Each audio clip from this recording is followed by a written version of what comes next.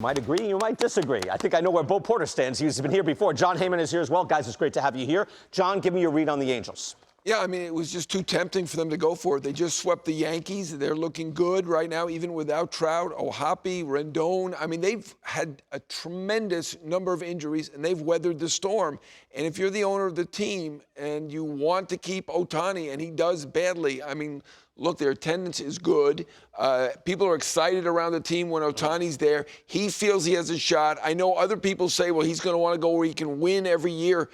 But look, I mean, Artie Moreno, the owner of that team, has signed Mike Trout twice. He signed Pujols. He signed Rendon. He signed Upton. He signed C.J. Wilson. Josh Hamilton. Yeah. I mean, he has signed stars, and that is the way he has operated. And this is the biggest star of all. So he is not going to give up this chance. And frankly, it's hard to sit here and say, oh, you could have gotten two great prospects for him and give up the season. You know, I couldn't have done it, so I can't blame him. I get it in the real world. Yep. You're on the record, Bo. Where do you stand today? Well, the emotions are leading the room. And here are the facts. If you're the Angels, you look at your organization, and you haven't been to the postseason since 2014. You haven't won a World Series since 2002. You look at your roster, and you say to yourself, is this roster better than 4 other teams that we're going to have to leapfrog to get into the postseason?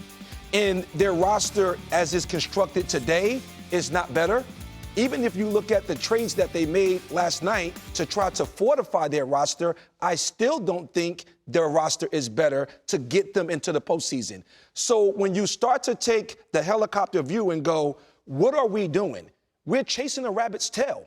And when I say chasing the rabbit's tail, you can look at an example of the Houston Astros in your organization. From 2012 to 2014, the Houston Astros was 176 and 310. You were there. Yes, and I wore a lot of those bullets. Yes, you did. Since then, from 2015 to current, 593 winning percentage, 769 and 528, the second best record in baseball behind the Dodgers. Bo, I agree with you in theory. I think in the real world, in real time, I like what they did. I have to say it. And ordinarily, I'm like, no, understand where you are. Don't be emotional. Realize this guy might not be part of our next playoff team, except if you think they have a shot at signing him. And they do. They've won these Shohei Ohtani sweepstakes before. They could win it again in this offseason. So even if you win the sweepstakes, look at what he's going to do to your overall payroll. You're still not going to be able to put a good team by the way, I agree with him. Yes, I agree with that. When you're saying, oh, we can pay $50 million, what's money? Go right ahead. No, there's always a budget. Yes. And that's soaking up. So, yeah, I agree with Bo, and yet I still like what the Angels did. But Bo's right, of course. Yeah, you know what, and I think they actually have a chance to keep him. I know a lot of people around baseball are saying this guy wants to win, which I'm sure that he does, but he is very comfortable there in Anaheim. You hear that he loves it there. And he has a great relationship with the front office and the owner. They've let him do what he wanted to do, which was prove that he is the best baseball player in the world. So I cannot see any reason why they don't have a legitimate shot. Do I believe that they're the favorite? I know I can't say that, but I think they have a legitimate shot. And having a shot is worth. If you're the owner of the team, how do you give that up? Now, what is the point of giving that up and getting 2 prospects back? Then how close are you? See, even I thought, and I'll throw this your way, Bo. Even I thought, what if they got, like, say, the big prize of last year, C.J. Abrams, right? Who's turned out to be, he's a good shortstop, hits league average, he's 22, he's a decent fielder. Would it still even be worth it? Even if you got a blue chipper like C.J. Abrams of last year, is it still worth that? Well, I think for the Angels, to me, this was an opportunity to reset your organization. When you look at a lot of the big contracts that they signed over the years, Anthony Rendon, Albert Pujols, Josh Hamilton, C.J. Wilson, Tyler Anderson, all of those big contracts were being signed because they have not developed their own players. Right. So when you start to go out into the free agent market, you're paying for past performance. They've never been in a position where they've had young, controllable players that are impacting the major league roster, which allows you, at this point, let's just say they had that.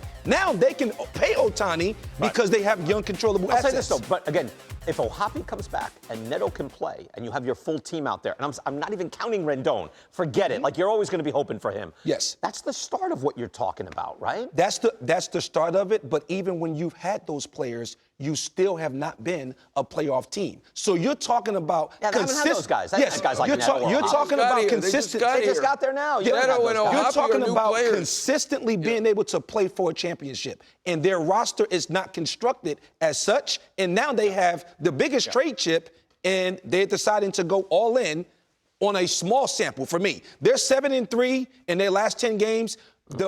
This next 25 games that they have coming up, they may find themselves 8 games out.